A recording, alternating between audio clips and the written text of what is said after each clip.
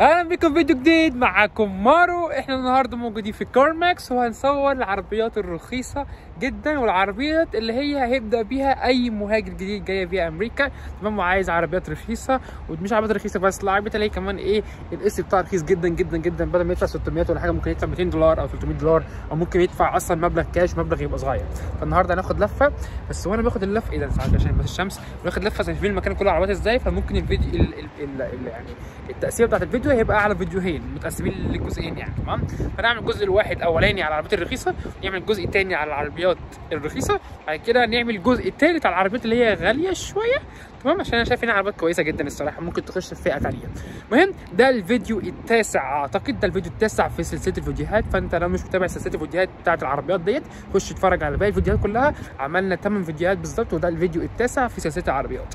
فخلينا نخش في الفيديو التاسع بتاع العربيات الرخيصه، او كمان اللي يبدا بيها اي مهاجر جاي وكده، اللي انا وغيري كلنا بدانا بيهم. انا كان معايا عربيه برده قديمه، كان معايا عربيه فولكس فاجن، حرفيا كنت بدفع لها حاجه عربيه كان مش فاكر يعني. المهم فكلنا لما نيجي هنا امريكا بنبدا بالعربيات الرخيصه واللي هي على قدنا يعني وكده، لحد ما نوصل لطموحاتنا وعربياتنا اللي احنا عايزينها. المهم مش هطول عليكم كتير، فما تنساش تعمل لايك وسبسكرايب، ويلا بينا نبدا الفيديو. I'm walking alone, the streets are empty.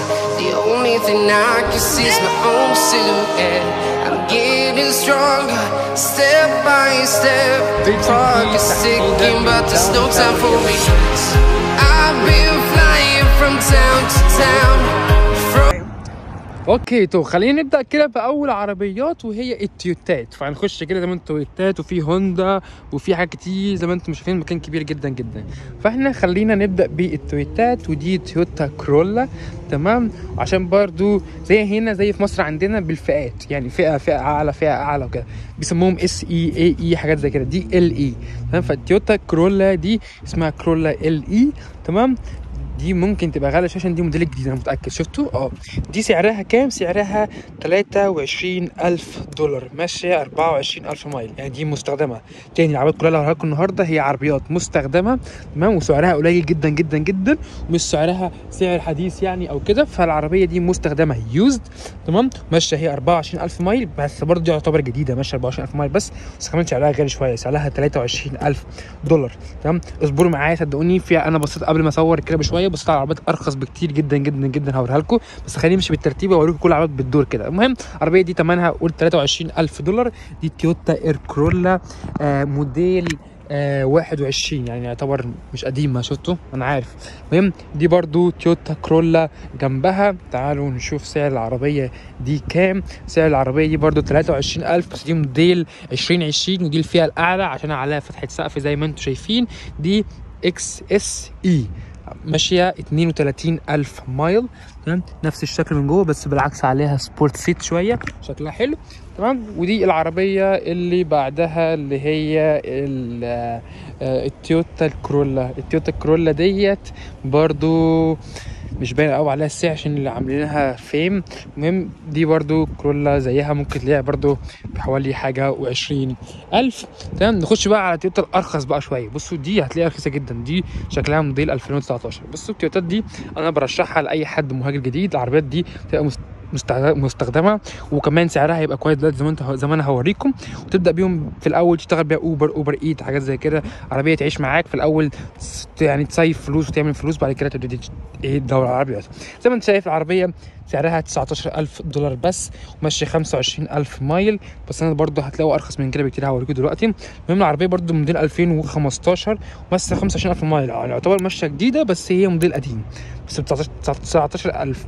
قسطها كام دي يا عمر؟ ممكن تقول لنا. دي حوالي 200 وحاجه دولار، يعني ماسك ماكسيموم $300، بس برضو مش من العمدريات اللي هي لسه الرخيصه، تمام.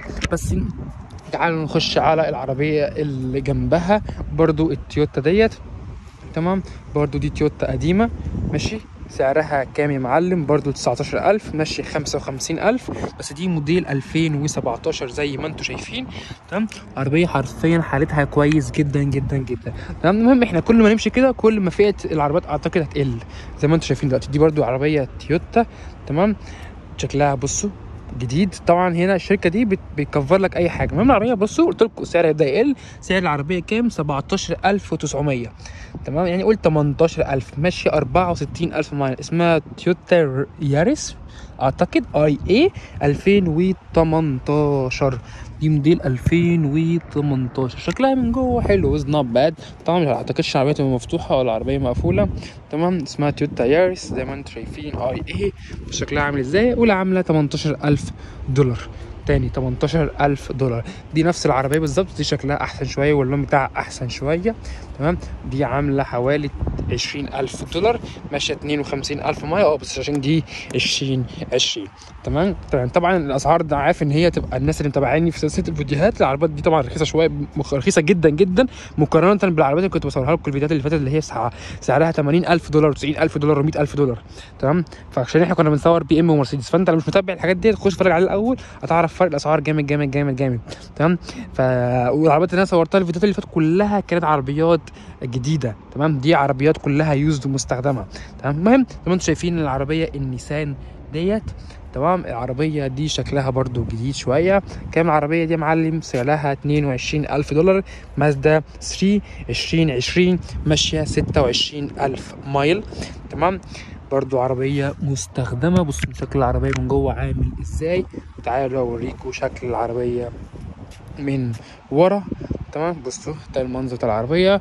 نخش على العربية التويوتا ولا ايه دي نيسان. دي نيسان، دي عربية نيسان. سعرها انا شفته وانا ماشي سعرها 16000 دولار. فده اهي السعر يقل شوية. عربية سعرها 16000 دولار. بصوا اهو 16000 دولار ماشية 80000 مايل، ماشي موديل 2016. قلت لكم 16000 دولار مش غالية، سعرها حلو، مش بطالة. تاني 16000 دولار. نخش على العربية اللي بعديها واجيلكم في النيسان كمان جاي اهو بعديها. المهم دي المازدا اللي لونها احمر ديت. ماشي، المازدا دي يا معلم عاملة 20000 دولار 17000 مايل بس 2017. العربية جديدة برضه، شكلها من جوه ما شاء الله شكلها كويس، بحالتها كويس يعني مش وحشة. تمام، نخش على النيسان ديت المشهورة عندنا في مصر. تمام، نشوف النيسان دي عاملة كام. بسم الله الرحمن الرحيم. النيسان دي عاملة 15000 وكسر. شفتوا 15000 وشوية. كام يا عم مايل؟ ماشية 60000 مايل. موديل كام؟ موديل 2017. تاني موديل 2017 النيسان ديت. تمام، شايفين عندنا النيسان دي مشهورة جدا في مصر انا عارف. تمام، نخش على النيسان اللي بعديها. بصوا شكلها عامل ازاي. طبعا العربيات كلها بتبقى جديده من بره يعني مش مخبطه، هي مستخدمه بس مش معنى كده ان هم يديكوا العربيات مخبطه او مكسره. نو، العربيات بتبقى جديده جدا جدا. طبعا انتوا شايفين العربيه سعرها 12000 دولار وكسر. 12000 دولار ماشيه 98000 مايل. موديل 2016. دي سعرها كويس جدا 12000 دولار. زي ما انتم شايفين دي نيسان سنترا مشهوره عندنا طبعا برضو في مصر. تمام، فخلصنا كده نيسان فيرسا ديت والسنترا. نخش على النيسان اللي بعديها اسمها نيسان سنترا برضو، بس دي الموديل الجديد. دي اعتقد تبقى اغلى من اللي فاتت. التانية كانت سعرها 12000 دولار. ديت مش عارفين لسه استعنا، بس نشوف من الاول شكلها من قدام عامل ازاي. دي شكلها عامل كده من قدام. كام يا عم سعر العربيه؟ مش مكتوب عليها للاسف سعر العربية. طيب نخش على العربية اللي جنبيها النيسان دي برضو نيسان فيرسا. تمام، كام يا عم سعرها؟ 12000 دولار برضو ماشية 66000. بصوا العربية حالتها عاملة ازاي، كويس جدا جدا جدا. تمام، دي شكل العربية من قدام زي ما انتوا شايفين. ودي النيسان التانية برضو شكلها متعدل عليها كده وشكلها كويس. تمام، بصوا الجنط بتاع العربيه عامله ازاي. عربيه موديل 2017 برايس نو حاجه برايس، مش عليها برايس يعني انت ممكن تخش تفاوض عليها العربيه دي. تمام، ليه بقى؟ عشان هي ماشيه 113000 يعني معديه ماشيه كتير يعني، فانت ممكن بقى تفاصل في السعر بتاعها يعني او كده. العربيه دي يعني دي ممكن تاخدها ب 8 9000 دولار. طبعا هي معديه ال 100000. نخش على الفولكس فاجن. ونصيحه مني، انا استخدمت فولكس فاجن لما جيت امريكا، وان شاء الله لو لقيتها هوريها لكم انهي واحده بالظبط. كانت سعرها جامد جدا جدا جدا، وكان حالتها كويس جدا. كنت بدفع لها حوالي 300 دولار. جامده جدا صدقوني، 300 دولار في عربيه زي كده مش وحش يعني. المهم العربيه دي فولكس فاجن طبعا اعتقد 4 راكب ولا اكتر، لا 4 راكب بس. شفت سعرها كام؟ 14,000 وشويه، 14,000 وشويه. كام مايل؟ 61,000. فولكس واجن جولف اس. بصوا شكلها عامل ازاي من ورا، مش بطال. المهم العربيه اللي بعديها الفولكس فاجن جيتا، هي دي كانت معايا، بس انا كانت معايا الموديل اللي اقدم منها شويه، موديل 14 او 15 مش فاكر. تمام. عربيه بجد كان شكلها وحالتها وكل حاجه كانت جامده فيها. كام العربيه دي؟ $20,000. طبعا دي الجديده منها 2019 زي ما انتم شايفين. تمام. وماشيه 51,000 مايل. النيسان اللي قصدي الفولكس فاجن اللي هي الجيتا. تمام. نخش على الفولكس فاجن جيتا اللي بعديها. ماشي. ودي اللون الابيض منها، بس دي حالتها احسن شويه عشان باين على التاير والحاجات ديت. تمام. تعالوا نشوف العربيه ديت يا معلم عامله كام. العربيه دي عامله $23,000 و19,000 مايل، وموديل 2020 فولكس فاجن زي ما انتم شايفين اهو، فولكس جيتا. ماشي. ونخش على العربيه دي فولكس فاجن المشهوره عندنا في مصر جدا، والناس بتحب تعدلها وحاجات زي كده. تمام. اللي عامله كام دي؟ عامله 19,000 وشويه، ماشيه 55,000 مايل، موديل 2015 زي ما انتم شايفين. تعالوا نبص من جوه. عربيه حالتها كويسه جدا جدا جدا. تمام.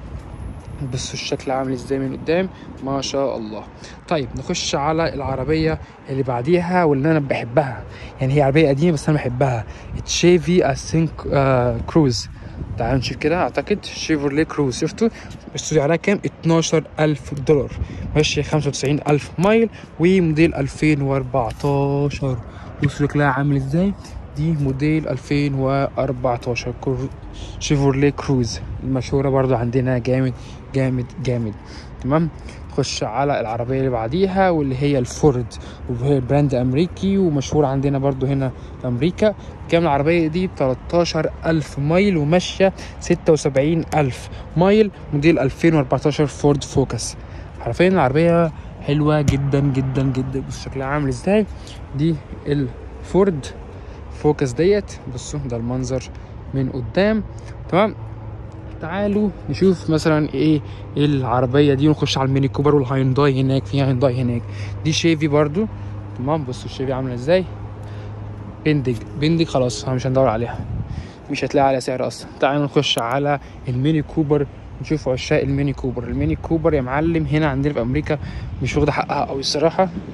بصوا المنظر عامل ازاي. العربيه شكلها حلو جدا. بص الكراسي عامله ازاي. العربيه عامله 20,000. ميني كوبر 2015 ماشيه 32,000 بس. تاني ماشيه 32,000 مايل بس ب 20,000. فتحه سقف بانوراما كامله. تمام. بصوا المنظر عامل ازاي من ورا. تعالوا بقى نخش على اللي هي فتحه سقف، مش فتحه سقف، دي هي كافورليه. العربيه فاهمين جامده يعني. الميني كوبر ديت. ماشي. بصوا كده سعرها كام؟ 21,000، موديل 2019 ماشيه 50,000 مايل. تمام. دي الميني كوبر باللون الاخضر شكله جامد جدا. تمام. تعالوا بقى نبص على العربيه اللي بعدها الميني كوبر ديت قبل ما نخش على الهاينداي اللي انا بحبها برضو. بصوا المنظر عامل ازاي. الميني كوبر عليها ريمز شكله جامد جدا. كام؟ عامله $15,000. 95,000 مايل، موديل 2015 برضو. بصوا شكل العربيه من جوه عامل ازاي. مش وحش، نوت باد يعني، حلو. بصوا المنظر عامل ازاي. تخش بقى على الهاينداي الانترا. عشاقة العرب كلهم مش مصريين بس كمان. هاينداي الانترا ماشي بحالتها كويسه، ماشيه سعرها $19,000، ماشيه 92,000 مايل، 2017 يعني حرفيا عربيه جديده. بصوا ما شاء الله عليها فتحه سقف من فوق. العربيه الهاينداي الانترا ديت. بصوا المنظر عامل ازاي. بصوا شكلها عامل ازاي. كانت شكلها جامد جدا جدا جدا.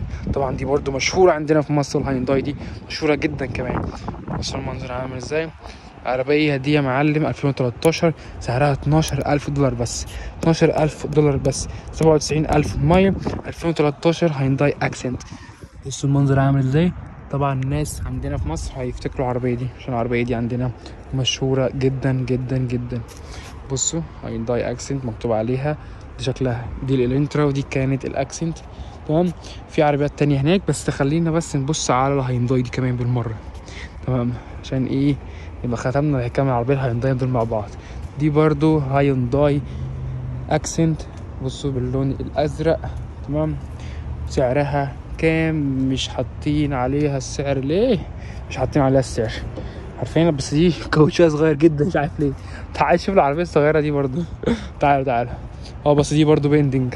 العربيتين دول لا مش دي مش بيندنج، دي برضو تويوتا بس دي هايبريد تمام، يعني بنزين وجاز. سعرها $22,000. شفتوا 37,000 مايل 2016. صغيره قوي العربيه دي وغاليه قوي مش عارف ليه. وده كده الفيديو الاولاني تمام. حبيت اصور لكم العربيات الرخيصه، يعني دي كده عربيات مستخدمه ماشيه مايلات كتير جدا تمام بالسعر ده. عارف ان انت في عقلك دلوقتي بتسال طب ما فين عربياتهم اللي هي ب 8000 وكده. بصوا احنا خلاص زمن اللي $5,000 و$8,000 تجيب عربيه كويسه في الزمن ده بالحروب والحاجات دي بتحصل في امريكا والاقتصاد والكلام ده في كل الدول صعب تلاقوا. وانا حبيت اعمل فيديو دوت عشان اوريكم بعينكم الواقع. العربيات اللي كنت زمان انا لما جيت هنا امريكا من حوالي 4 سنين كنت بلاقي عربيات ب 8000 و$7,000 وحاجات زي كده. دلوقتي بقت صعب بتلاقي بس بقى لو واحد باعها لك بالحب او كده، بس الناس ديلر شيب زي كده يبيعها لك بالثمن ده صعب تلاقي العربيات دي بالسعر ده. بس برضو خد بالك العربيات دي مش غاليه. يعني انت لو شفت سلسله الفيديوهات من اولها اتفرجت على البي ام دبليو والمرسيدس والرولز رويس العربيات دي تعرف ان العربيات دي يعني فاهمني بي ام دبليو والمرسيدس كلها دلوقتي زي ما انت شفت كده في الفيديوهات اللي فاتت وبعينك عامله حوالي $70,000 و$80,000 و$100,000 تبدا اقل عربيه مرسيدس وبي ام انا صورتها لكم المره اللي فاتت لو فاكرين $50,000 صح ولا غلط؟ يعني بثمن 3 عربيات من دول. فاهمين فرق السعر؟ يعني المره اللي فاتت انا صورت لكم البي ام والمرسيدس في حوالي 8 فيديوهات صح ولا غلط؟ كانت كل عربيات بتبدا من 50,000 اقل حاجه لحد وانت طالع ل 200,000. فانا حرفيا تجيب من العربيات الهاينداي والالنترا ديت والفولكس فاجن والنيسان وكده تجيب منهم حوالي 5 عربيات ثمن البي ام دبليو. يعني انت لو انت في دماغك تجيب عربيه بي ام دبليو ومرسيدس في امريكا، لا انت تجيب 5 عربيات احسن من دول وبيعهم بقى مثلا او خلي حد يشتغل عليهم اوبر يجيب فلوس وكده. عشان حرفيا عربيات البي ام دبليو والمرسيدس والعربيات اللي هي دي خلاص سعرها غالي جدا جدا جدا في امريكا بسبب ارتفاع الاسعار في كل حاجه اصلا في كل يعني الدول. فانا حبيت اشرح لكم الفكره دي. المهم هعمل لكم الجزء الثاني دلوقتي باقي العربيات اللي هي قدامنا ديت تويوتا هي وكيا وحاجات زي كده تمام. فما تنساش تعمل لايك سبسكرايب وتفعل جرس التنبيهات عشان يظهر لك الفيديو ويعني يجي لك نوتيفيكيشن كده بالفيديو اما ينزل تمام. See you guys next video.